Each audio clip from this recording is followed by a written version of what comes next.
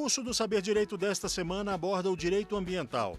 Os temas das aulas são a base e os objetivos do desenvolvimento sustentável, a agenda transversal, intergeracionalidade, o conhecimento e o direito à informação ambiental.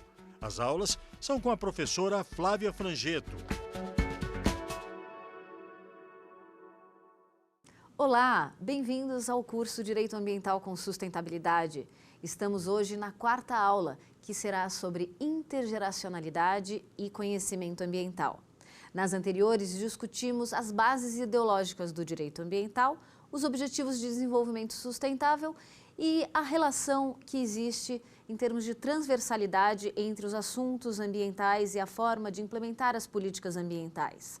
Agora, temos a satisfação de discutir um dos assuntos mais importantes, o nosso futuro e como o direito ambiental regula a esse respeito. É muito difícil falar a respeito do que ainda não aconteceu.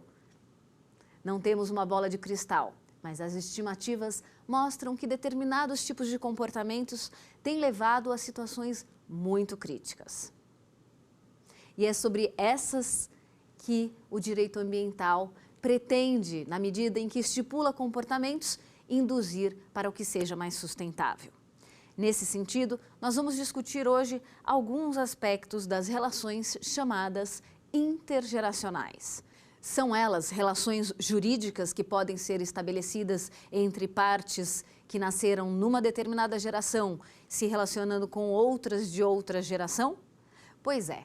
Eu nasci em 1976. 2 anos antes, Paulo Nogueira Neto, o primeiro secretário especial de Meio Ambiente, comentava a respeito da insatisfação em ver, em 1974, crianças brincando nas águas contaminadas de Santos. Vejam só, Paulo Nogueira Neto escreveu, tive a ocasião de mostrar esse livro em uma das nossas aulas anteriores. Durante 40 anos, manuscritos diariamente colocados em experiências a respeito da questão ambiental. Vejam que lá, entre as várias das observações, nós temos a consideração a respeito dessas crianças nos canais. Levantei-me e redigi um videotape mostrando crianças brincando na água contaminada dos canais de Santos. Assim, não é possível continuar. Fiquei muito impressionado. Apesar de tudo o que fizemos, a situação permanece a mesma de há um ano atrás. É necessário fazer algo para sairmos desse impasse. Será que não bastam os alertas que temos dado? Aparentemente, as crianças não são atingidas pelo noticiário sobre a poluição.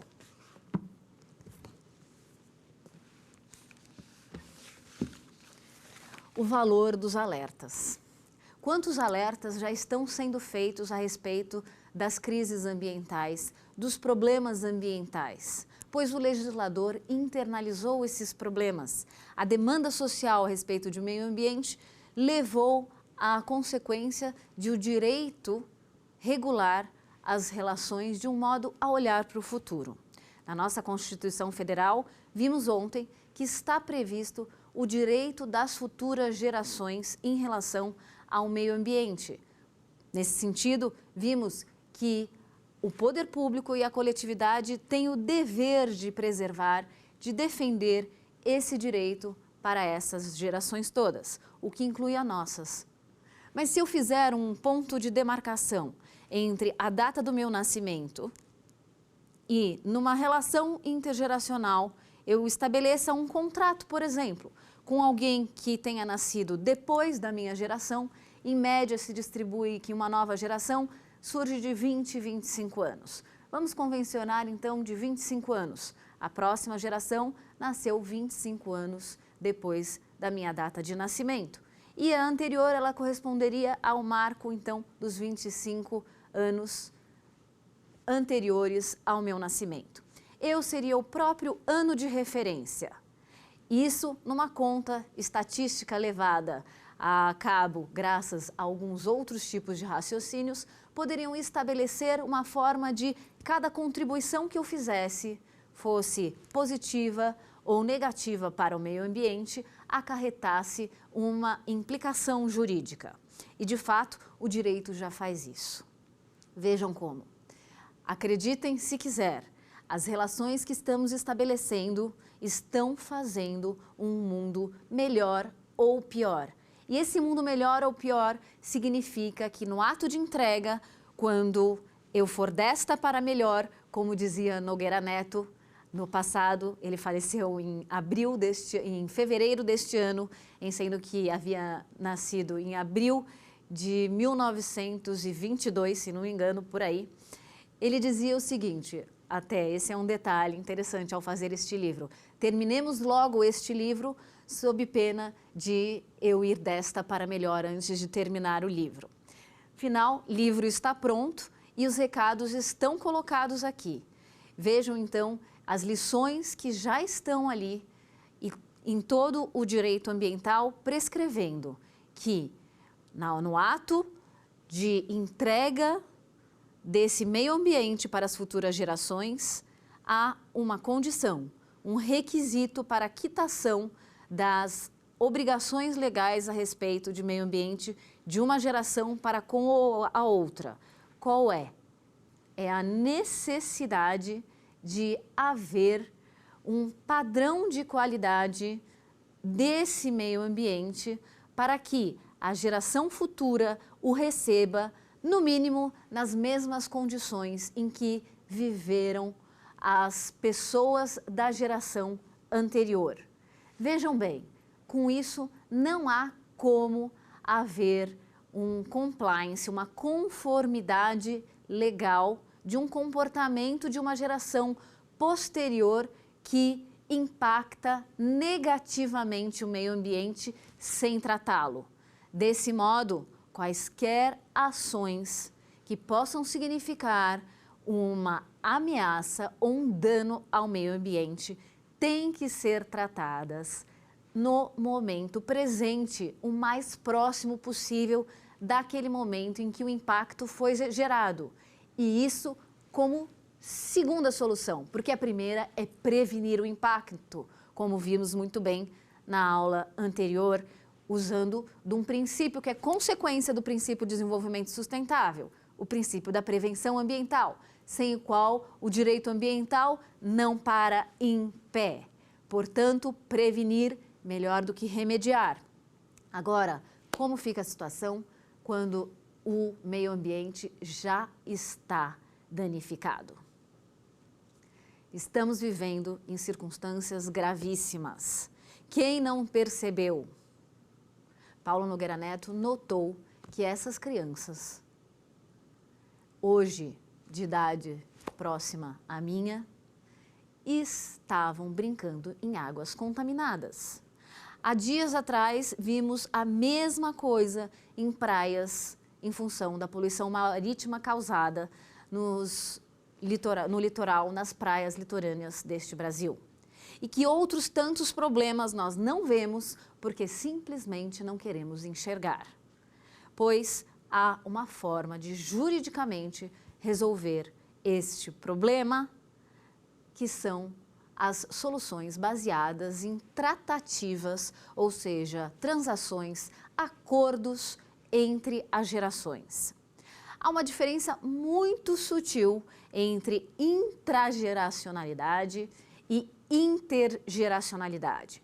A intrageracionalidade é a relação que se estabelece entre duas partes que são da mesma geração. Ou seja, uma pessoa que tem uma idade, por exemplo, menor de idade, não é adulta ainda, se comunicando com uma pessoa que é menor ainda do que ela. Ambas vivendo num mundo contemporaneamente. Essas pessoas, se forem menor de idade, não poderão ainda contratar se não representadas. Ou seja, um adulto terá que representar aquilo que contratualmente ela poderá vir no futuro a exigir da contraparte. No caso da intergeracionalidade, é ela mesma, essa pessoa menor de idade, se relacionando direta ou representada por alguém com uma outra geração que seja anterior à dela ou posterior à dela. Ok? Então, vimos muito bem, a intrageracionalidade ocorre dentro de uma mesma geração. É a avó junto com o avô. É o irmão junto com seu irmão de idade próxima. É o pai junto com a mãe, certo? Enquanto aquela criança que ali está pode se relacionar intergeracionalmente com quaisquer dos seus. Essa criança poderá se relacionar contratualmente, manifestando, quando criança, um interesse de que no futuro algo seja executado a seu favor e a favor daqueles que são da mesma geração. Ela pode, nesse caso, por exemplo, quando estiver adulta, cobrar de um governante que seja até mais velho do que ela, ou eventualmente até mais novo, mas que foi eleito e ganhou condições de poder ali estar numa situação de investidura de poder, em que ela pode exigir aquele tipo de comportamento. Claro, essas relações elas têm que ser estabelecidas por meio dos seus requisitos. E quais são potencialmente os requisitos para esses efeitos? Estudando a matéria, nós podemos verificar que há a presença de alguns itens interessantes. Fixos, nós temos 1, e variáveis, nós temos 4 elementos, de modo que ao todo, então, no mínimo, uma relação intergeracional precisa conter 5 elementos.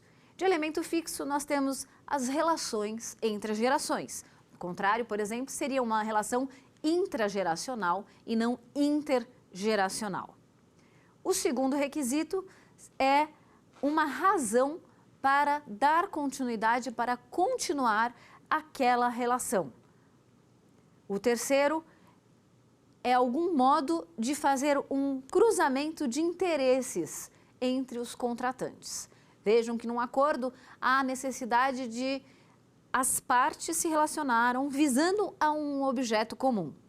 Vimos nas aulas anteriores que um objetivo muito sério estava ali distribuído, que é o Objetivo de Desenvolvimento Sustentável, dentro de vários outros, digamos, objetivos que decorrem de um principal do desenvolvimento sustentável, com todas aquelas numerações de 17 ODS, tendo tido antes os objetivos do milênio. Esses foram acordos, no caso, celebrados entre países que resolveram aderir voluntariamente aos ODS como técnica de implementação das políticas ambientais de interesse global. Agora, temos a possibilidade de tratar em outras esferas esse tipo de interesse. E aí, nesse caso, precisamos então raciocinar um pouco mais dentro das modalidades tradicionais. Por exemplo, uma modalidade tradicional de contratação em que não envolva os países seriam os testamentos. Testamentos do direito civil tradicional. No caso de um testamento, uma parte quer deixar, quer legar para um próximo, seja ele da mesma geração ou de outra geração, um patrimônio, algo que ela queira deixar ali intitulado para aquele beneficiário. Nesse caso, é muito interessante, porque ela o faz em vida, desejando já destinar os seus bens para determinadas pessoas que terão a possibilidade de, com o advento de sua morte, fazer uso daquele bem ou receber para o patrimônio delas como seus sucessores. Esse ato de escolha é um ato de escolha feito em vida, colocado num contrato, registrado e deixado ali com um bem, normalmente alguma coisa palpável de que se entregue. E quando se trata de deixar algo que é imaterial, como fazer para deixar algo imaterial para outrem? Nós podemos deixar amor. Eu me lembro de uma senhora escocesa, certa vez, em que me disse: o melhor legado que podemos deixar é a fé. Pois é. E esse futuro de que tanto aguardamos e que está prometidamente danificado. O que fazer com ele? Vejam que, nesse caso, nós temos que voltar à forma com que o direito tutelou o direito ao meio ambiente ecologicamente equilibrado. E, por isso, vamos a um primeiro quiz?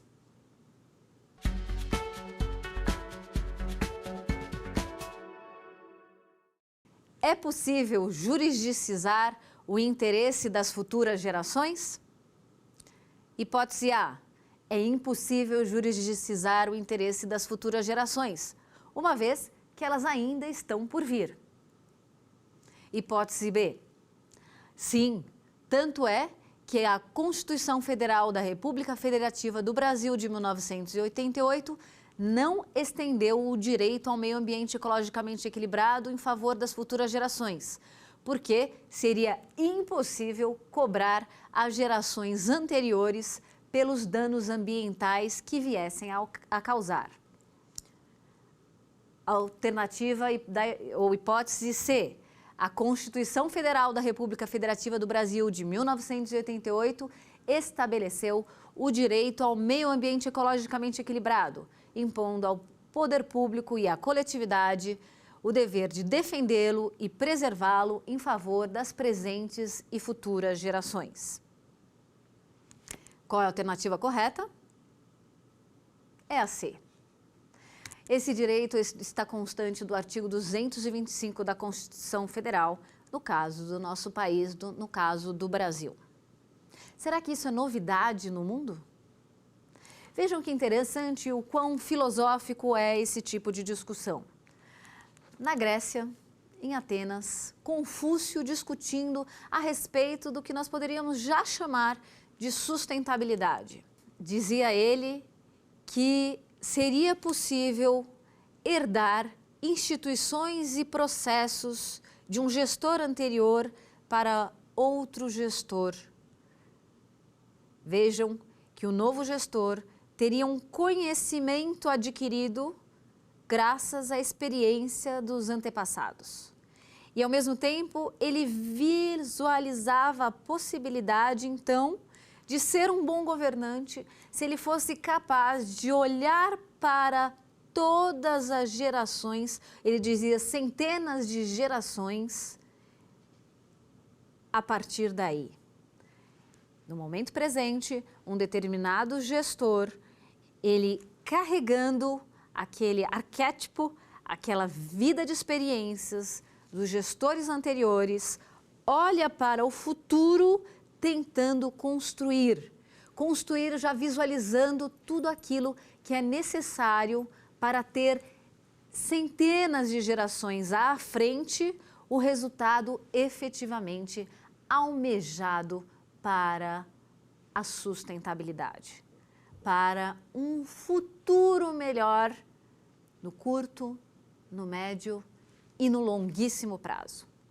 Vejam que isso é possível se a cada ato a visão do ator, a visão daquele que está fazendo a sua colocação perante o próximo passo, próxima pessoa com quem ele vai se relacionar, ele tem ali um caminho já traçado em termos de estratégia de buscar o que é melhor para todos.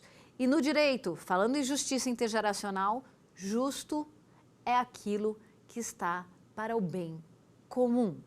Discutimos muito na aula anterior a dificuldade que é trabalhar os impactos ambientais negativos, porque eles não podem permanecer, precisam ser amortizados para que o impacto ambiental positivo substitua aquele negativo e a situação não se torne um problema ambiental, porque o problema ambiental ele virará uma ameaça, um dano. E o direito ambiental já prescreveu.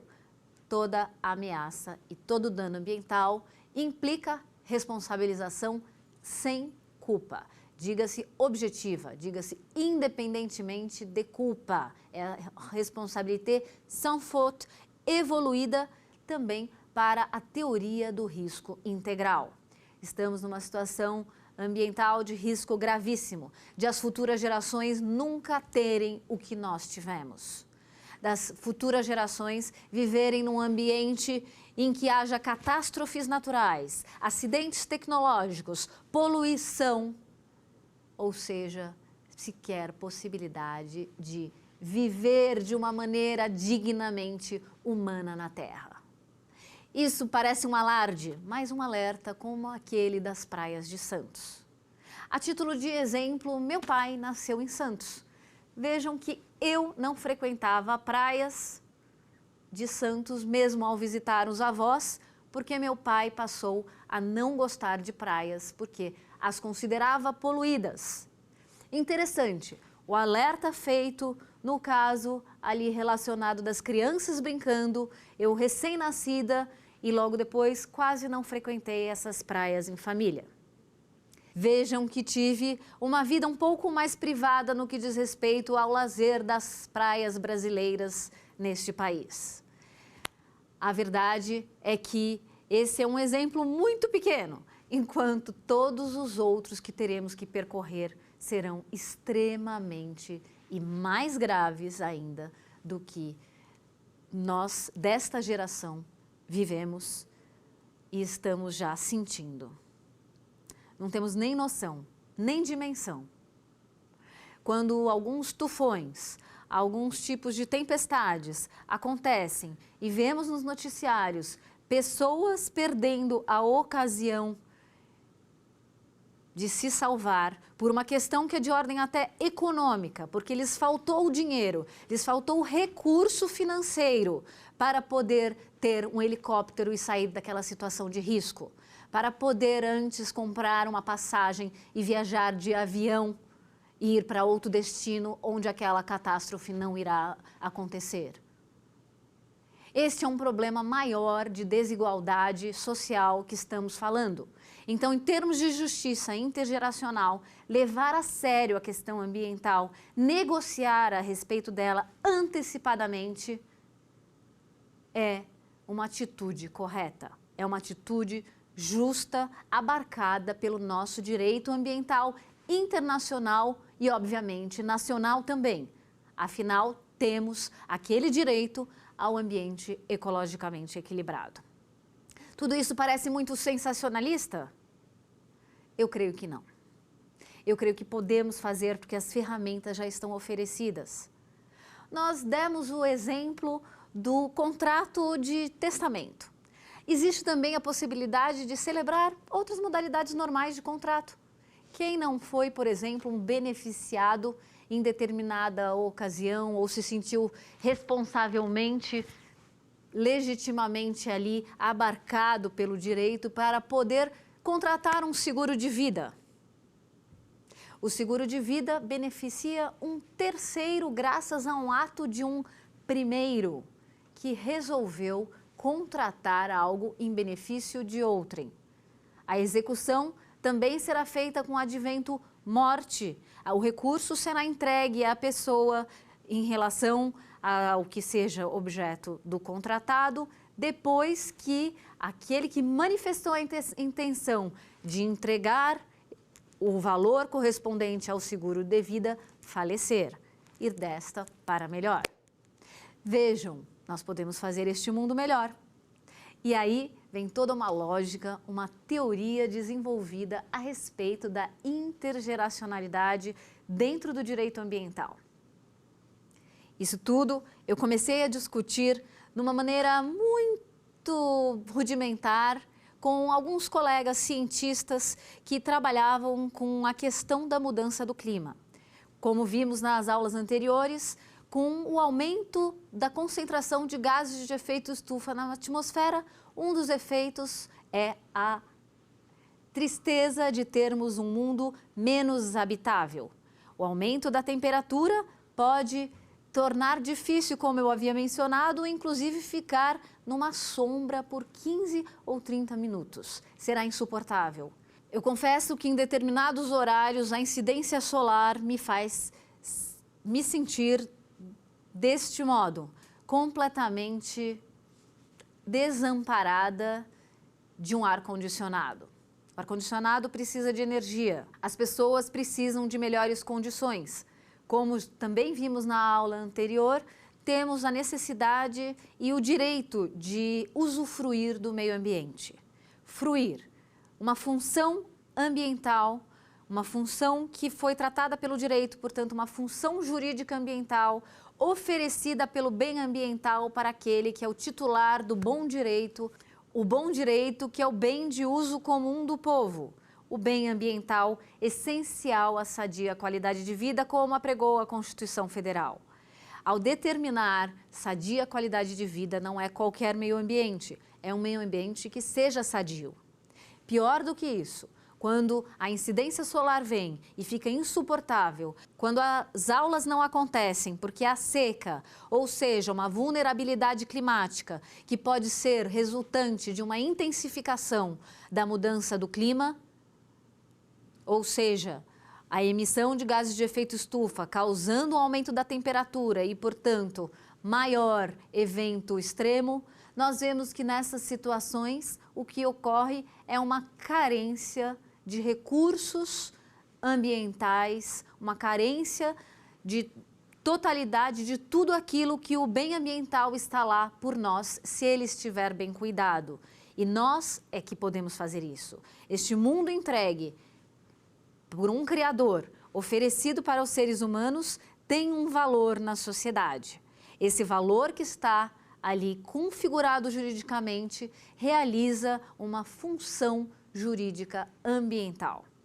Essa função pode ser demandada pelas pessoas e, na medida em que elas relacionam as suas vontades, os seus interesses, num objeto de um contrato com duas partes, uma credora, outra parte que seja devedora a respeito de um determinado objeto, é possível então configurar que essas relações tragam resultados comuns, resultados bons para todos, ou mesmo para uma das pessoas em função de ela merecer, por força de um comportamento mais aceitável, mais apropriado, um prêmio, as chamadas sanções premiais. O direito ficou durante um bom tempo muito esquecido das possibilidades de regular, de se legislar a respeito do que seria a consequência ao cumprimento de uma norma. Em geral, o direito de todas as nações ficou dedicado durante muitos anos àquilo que se chama sanção punitiva. Tanto é que a palavra sanção é consequência e muitas vezes quando se fala aplicar uma sanção, nos vem à mente uma pena, uma punição. O direito ambiental, ele pode ser promocional, ele deve partir para uma regulação relativa a esse futuro, a possibilidade de premiar aquele que cumpre o que a lei coloca como um bom valor, que é esse valor de um futuro sustentável. Vamos para o próximo quiz?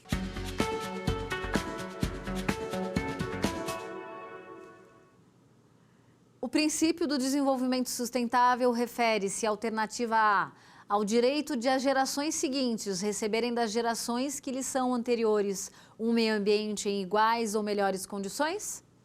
Alternativa B, ao direito que têm as empresas de se desenvolverem como julgarem oportuno para que haja crescimento econômico? Alternativa C, a um princípio jurídico inventado pelo Brasil. A alternativa correta é alternativa A, claro, ao direito de as gerações seguintes receberem um mundo sustentável. Afinal, se elas receberem um mundo que não seja sustentável, isso significará um mundo pior. Ou seja, não teria razão de ser tutelar o direito para entregar um mundo pior. Portanto, a interpretação que se deve fazer do princípio do desenvolvimento sustentável e do artigo 225 da Constituição Federal é necessariamente a entrega de um mundo melhor. Se o mundo já está sendo repassado pior e as melhores condições já estão ruins, não é de um meio ambiente ecologicamente equilibrado que se está falando. É apenas de uma sucessão de não cumprimento. Ao não cumprimento, você tem uma consequência jurídica que já estava regulada anteriormente, que é a sanção punitiva. a responsabilização pelas ameaças e os danos ambientais causados. Nessa hipótese, nessa configuração, terá havido um desrespeito ao direito das futuras gerações ao mundo melhor. Terá havido uma não quitação da obrigação legal de se desenvolver apenas de forma sustentável.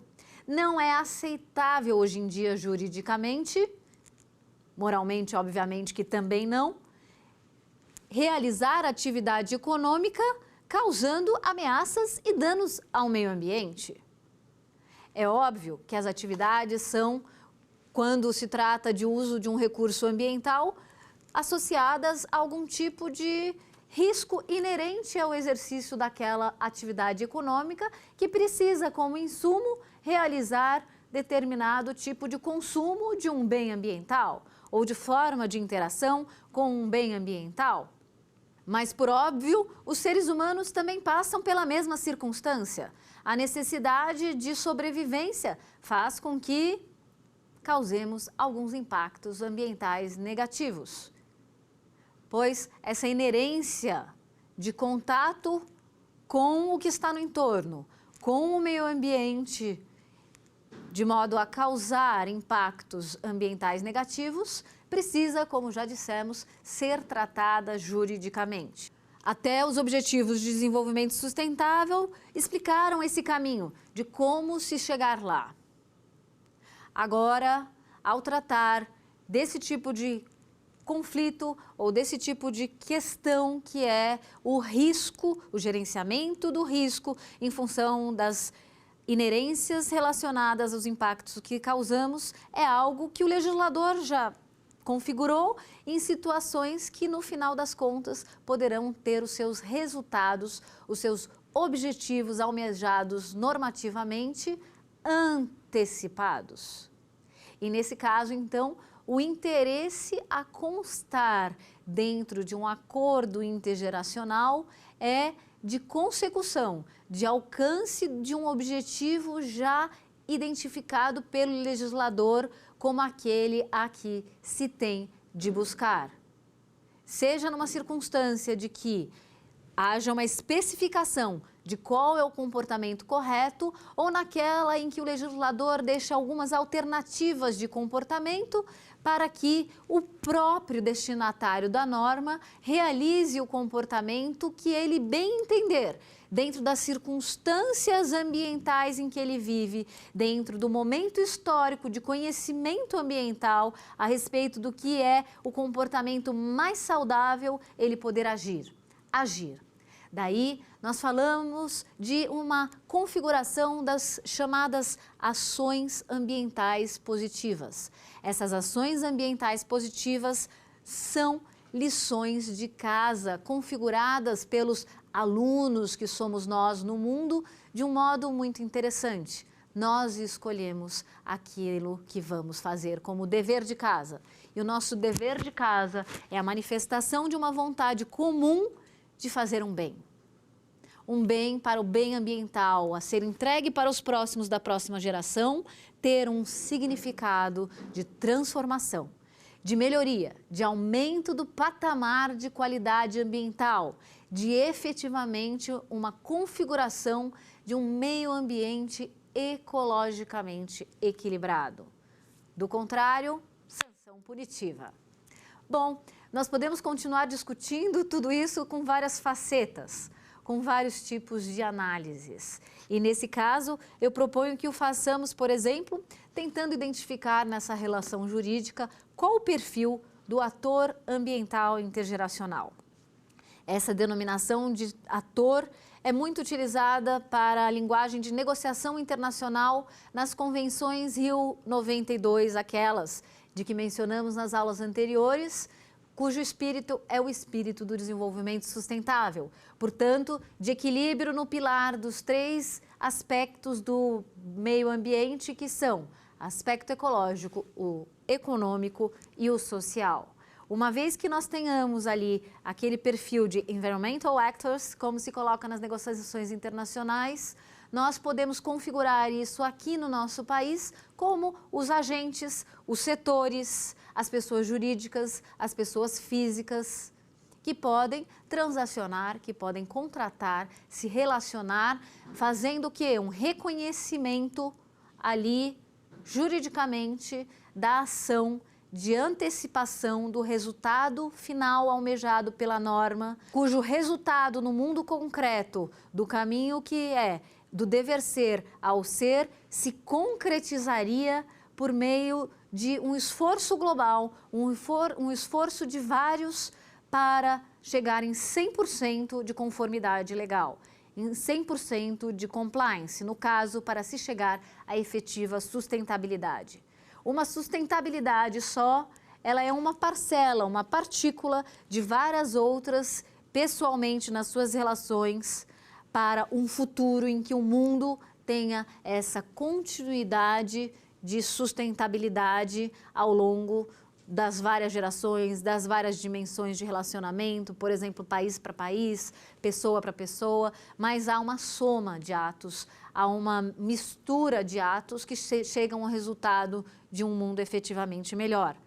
Não dá para ficar na inércia. Muitas das políticas públicas, elas caminham num tempo que é absurdo. A linha do tempo é a linha de quem não está preocupado com o futuro. É aquela, não houve coordenação, estou esperando um determinado órgão fazer isso, estou esperando outro, e você, dentro da sua autoridade, da investidura de poderes que lhe foi concedida, como um sobrevivente na Terra que quer entregar esse mundo melhor.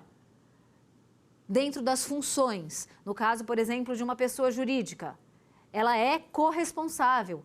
Todos, como vimos, são responsáveis, ao mesmo tempo em que são titulares do meio ambiente ecologicamente equilibrado.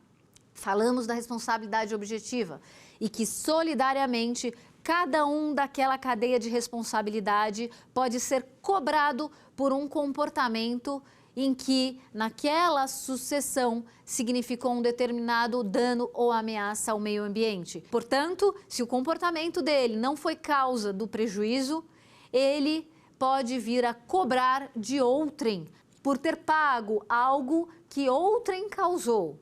Esse outro que fez um comportamento, ele sim, negativo, terá a possibilidade, então, de ter o seu resultado para as massas, para todos, entregue corretamente, anteriormente, graças ao fato de alguém da cadeia de sucessão de responsabilidade responder antes por ele.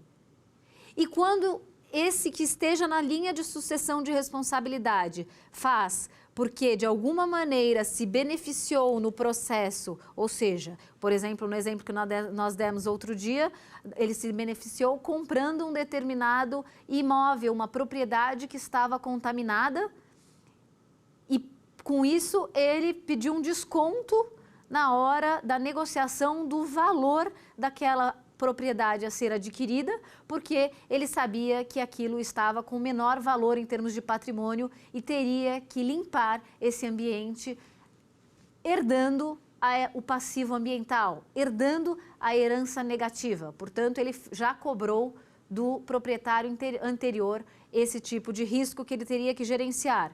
Agora, sendo uma pessoa responsável, no exemplo que nós havíamos dado, ele inclusive contratou um seguro de riscos ambientais para evitar que ele não tivesse em algum momento condições de cobrir outras poluições ou outras formas de contaminação que naquele momento presente ele não teve ocasião de verificar. E nesse cenário, algumas particularidades no que diz respeito à possibilidade de a seguradora ou a companhia de resseguros poder ter que cobrir no futuro por situações que não eram no momento presente daquela geração reconhecidamente um problema ambiental. A história toda veio ali dentro do raciocínio que se fez quando fumar um cigarro significava um problema para aqueles que ficaram poluídos nos seus pulmões, tendo um problema ali interiormente dentro dos seus ecossistemas, e tiveram no futuro essas empresas que produziam fabricantes de cigarros que internalizar os custos ambientais e aí várias medidas de políticas públicas relacionadas ao custo ambiental. No caso, o custo que a gente tem aqui é imenso, uma quantidade de passivos gerada continuamente, mas que está sendo deixada de lado. Tivemos a ocasião de, em uma universidade, a Universidade de Oxford, discutir profundamente esse tipo de questão. Entre alguns artigos, uma das discussões relacionada à contaminação causada pela radioatividade trouxe à reflexão a necessidade de estender o raciocínio do balanço intergeracional para questões como algo que um gestor, um governante, se esquece ao longo do tempo.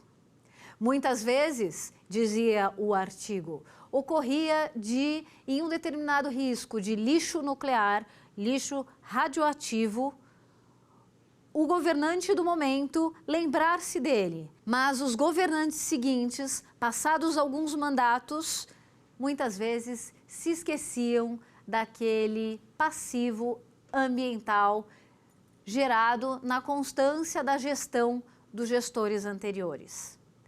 O número ali naquela hipótese era da média de 20 anos para se esquecer dos passivos ambientais. Nós vamos continuar esquecendo de tudo que estamos vendo? A natureza não vai deixar. A natureza responde. Temos que fazer mais uso desse direito. Temos que trabalhar mais com criatividade, com responsabilidade e com suporte jurídico antes de ser insuportável a vida na Terra. Não ignoremos os sofrimentos que a sociedade já estão vivendo, que os pobres já estão vivendo, que o empobrecimento de todos está se alastrando. Isso parece muito impactante? Vamos ver o próximo quiz.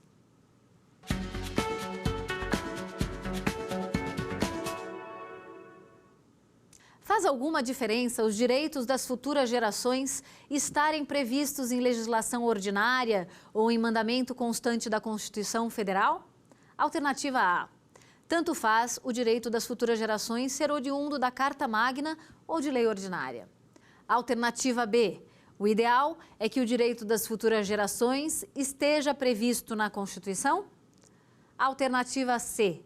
O direito das futuras gerações não deve ser tratado na Constituição, para não poluir o texto constitucional com detalhamentos que cabem tranquilamente na esfera infraconstitucional. A resposta correta qual é? Alternativa B. O direito constar da Constituição Federal. Porque o direito das futuras gerações vai receber, nesse caso, uma proteção, um enforcement com maior força legal, terá maior cogência. Isso significa que o direito das futuras gerações não pode ser tratado como secundário. Muitas vezes o direito ambiental é tratado de forma secundária. Quantos não ingressaram na carreira de direito ambiental, o direito ambiental sendo considerado um não direito? Simplesmente algo extrajurídico. Pois para abordar essas questões intergeracionais, cheguei a ser obrigada a sugerir que fosse discutido numa dimensão paralela do direito. Já faz mais de 10 anos. Agora mudei de ideia. Eu entendo que isso deve ser prioridade. Eu entendo que o direito das futuras gerações deve ser a centralidade de todos os direitos, como antes eu até colocava no que diz respeito ao direito ambiental, ser aquele núcleo em relação a todas as outras mais modalidades de direito, porque o direito é uno e esse núcleo existe. Esse núcleo é o direito das futuras gerações a um mundo melhor, digo isso hoje. Hoje, sem receio nenhum de aplicar na integralidade aquilo que já está posto no direito positivado brasileiro, que já está posto no direito internacional ambiental e, inclusive, em outras matérias que não sejam nem ambiental. Quantas guerras não serão evitadas com a escassez dos recursos ambientais? Quantas contaminações não serão evitadas com o melhor manejo dos bens ambientais e nas escolhas que fizermos a respeito de quais combustíveis vamos utilizar? Há um risco muito grande de queremos, com uma ansiedade de usar tudo agora, que o ambiente nos oferece, tudo nesta geração, e perdemos a vida no planeta.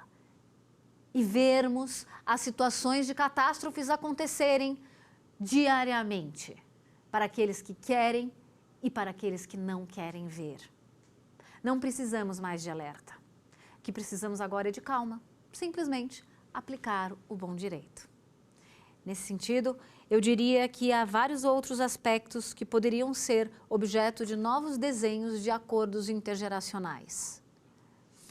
Nesse caso, aqueles elementos que eu mencionei, fixo, variável, os 5 elementos, relação entre as gerações, uma razão para dar continuidade a essas relações, um jeito, uma maneira, um caminho para fazer um cruzamento de interesses, uma linha do tempo e um resultado passível de ser entregue.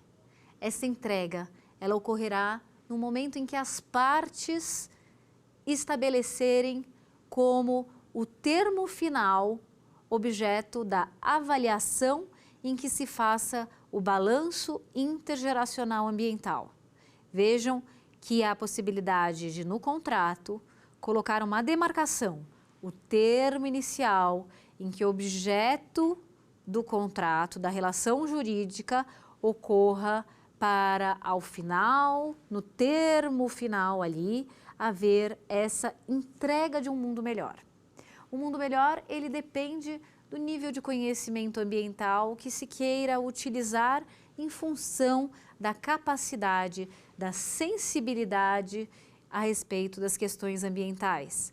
Eu usava a terminologia e a expressão percepção ambiental sensível a respeito do que é positivo para o meio ambiente, em relação ao que já é negativo para o meio ambiente, identificado como algo negativo que precisa ser amortizado.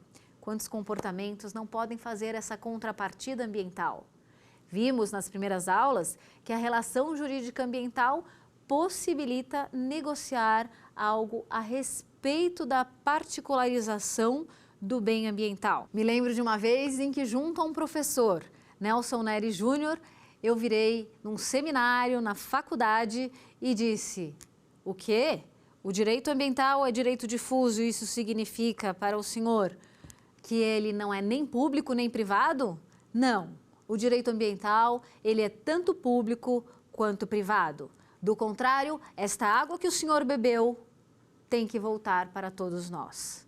De outra maneira, ela nunca voltará igual. A necessidade de sobrevivência com o bem-água, ela precisa passar por uma fase de integração, de fruição completa daquele bem para quem está se beneficiando dele. Mas, desde que não cause nenhum impacto negativo, ou seja, não vou beber toda a água do mundo. Se por acaso tiver que beber toda a água do mundo, haverá uma escassez, um fim da possibilidade de existência na Terra. Portanto, vamos compartilhar as nossas responsabilidades ao longo das gerações e, sempre que pudermos realizar uma ação ambiental positiva, ter do direito o respaldo de um reconhecimento jurídico dessas iniciativas a favor de todos. Então, o terceiro pode ser um terceiro interessado em fazer um bem e, com isso, limpar o meio ambiente. Lembrando da célebre e memorável frase de Paulo Nogueira Neto, o meio ambiente une, faço o resumo da aula que acabamos de ter. O interesse das futuras gerações, a amortização de impactos ambientais e o longo prazo estão absorvidos pelo sistema jurídico e, utilizados conjuntamente pelo operador do direito positivado, proporcionam uma abordagem integrada por meio da qual se minimizam os conflitos e as relações jurídicas ambientais se estabelecem de modo construtivo em um mundo melhor. Na próxima aula, discutiremos direito à informação ambiental, uma continuação das discussões que tivemos, pensando no que o direito à informação ambiental nos auxilia a chegar a esse mundo sustentável. E que beleza poder fazê-lo com participação social. Muito obrigada por terem acompanhado mais essa aula e até a próxima.